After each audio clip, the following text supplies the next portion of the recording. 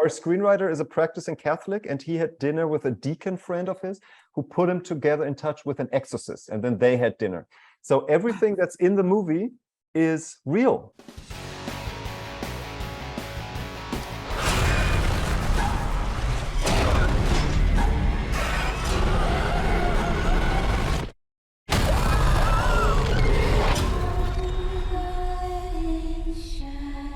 Well, congratulations on the film. I was just telling somebody I've seen a bunch of horror films this year and I haven't been scared until Pray for the Devil. Oh, thank you so much. That means a lot. That's always like the groundwork. It has to be scary, otherwise it won't get a release. So that's good. Exactly. Well, I find possessions, exorcism are a lot more scarier than ghost stories.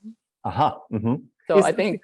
Is that because the ghosts never really do anything? They can only like bang doors and be spooky. But what, a ghost never strangles anyone, no? No, they don't come out of the dark. They just come out of the dark and scare you. Boo. That's it. Exactly. But this one, I mean, I even wore my lucky little, so I don't get any spirits from the, my niece gave me this.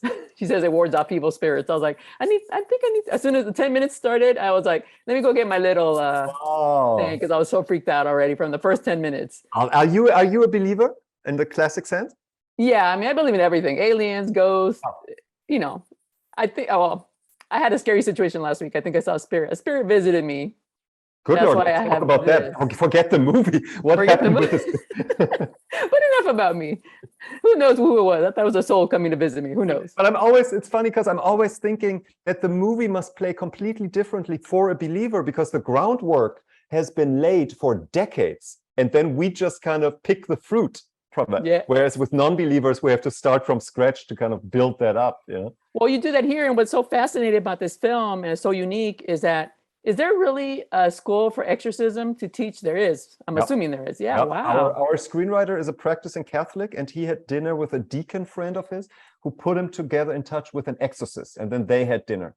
So everything that's in the movie is real. You didn't have to make anything up, because there's so much intense, creepy stuff actually going on. And yeah, the Vatican in 2018 opened up exorcism schools all over the world. Like all the text that's in the beginning of our movie, setting the backdrop, it's all fact. Wow. And it's only, they don't allow female priests? They don't allow female, of course not, no.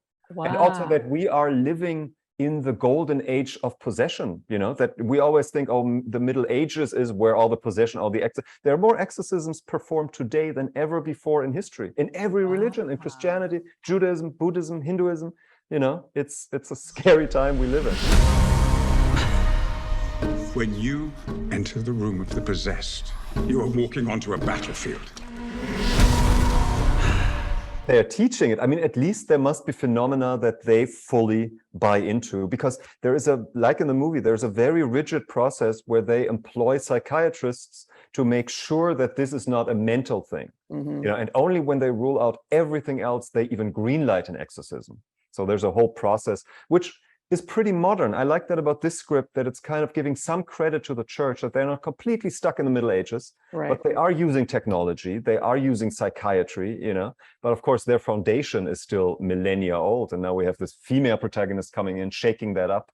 That's kind of a good story. Yeah, that was the good twist here, is that all that is included. So it really, like, you delve deep into it, because you're just immediately you're taken with it. So I just find it exciting. And of course, it helps to have a great actress, Jacqueline Byers. Immediately we take to her. It's just, you just like her, right off. Usually it takes a while to build up to something, but she's awesome. Let me tell you, because there is a trick to, I mean, Jackie is the best actress I've ever worked with. She is, her talent is limitless. She could do anything. But this moment you're talking about where the audience connects with the protagonist obviously is huge. It's like movies die or live with that moment.